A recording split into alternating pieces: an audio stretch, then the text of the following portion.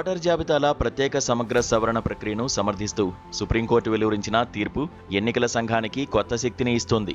16 రాష్ట్రాలు, 3 కేంద్రపాలిత ప్రాంతాల్లో మూడో విడత సరకు ఉపక్రమిస్తున్న తరుణంలో జాబితాల ప్రక్షాళన విషయంలో ఎన్నికల సంఘానికి ఈ తీర్పు సర్వాధికారాలను దఖలుపరిచింది. ఈ ప్రక్రియను సమర్థిస్తూ వస్తున్న భారతీయ జనతా పార్టీకి ఇది సంతోషాన్నిస్తే, వ్యతిరేకించి వీధి పోరాటాలు చేసిన విపక్షాలకు పెద్ద ఎదురుదెబ్బ.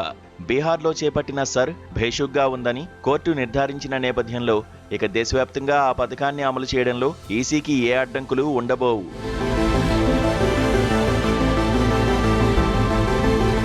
సర్ రాజ్యాంగబద్ధం, దాన్ని నిర్వహించే హక్కు, అధికారం ఈసీకి ఉన్నాయి.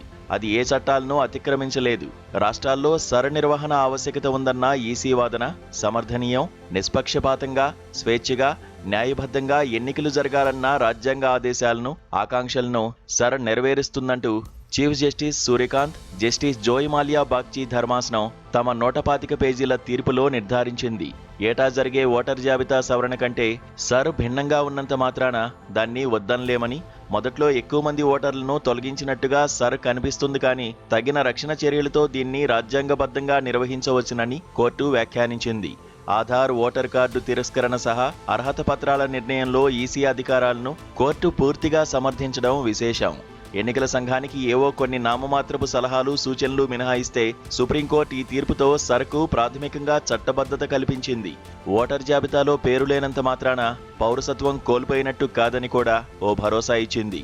దేశ పౌరులు కాదన్న అనుమానంతో 2 దశాబ్దాల నాటి ఆ జాబితాల నుంచి తొలగించిన వ్యక్తుల పేర్లను 4 వారాల్లోగా పౌరసత్వాన్ని నిర్ధారించే యంత్రాంగానికి పంపించాలని ఎన్నికల సంఘాన్ని కోర్టు ఆదేశించింది.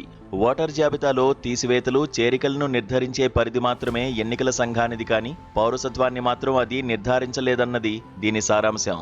సర్ పేరిట పెరటి దోవన ఎన్ఆర్సీ అమలవుతోందన్న విమర్శలు, అనుమానాల నేపథ్యంలో కోర్టు ఈ జాగ్రత్త తీసుకున్నట్టు ఉంది. మరో విధంగా చెప్పుకోవాలంటే తనకు నచ్చిన వాటిని మాత్రమే అర్హత పత్రాలుగా నిర్ణయించి వాటి ఆధారంగా ఈ దేశ పౌరులు కాదన్న అనుమానంతో లక్షలాది ఓట్లను తొలగించడం వరకు ఎన్నికల సంఘం ప్రక్రియ సరైనదే.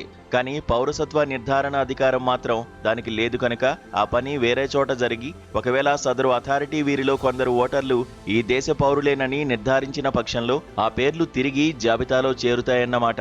వినడానికి ఎంతో బాగున్నా ఈ ఆదేశం ఆచరణలో కాగితాల మీద ఎంతకాలం మిగిలిపోతుందో చూడాలి.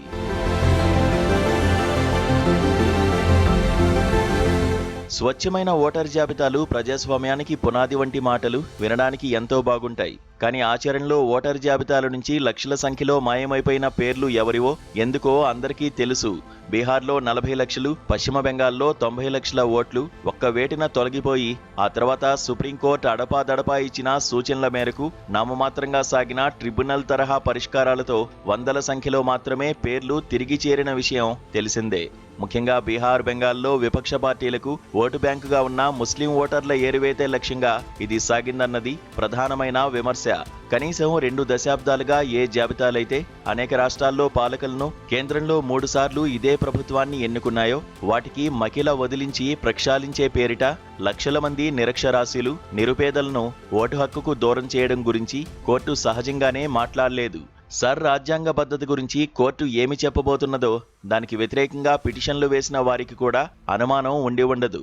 కానీ ఆచరణలో అత్యంత హడావిడిగా, అన్యాయంగా సాగిన ఈ ప్రక్రియ వెనుక ఉన్న దురుద్దేశాల గురించే వారి బాధంతా.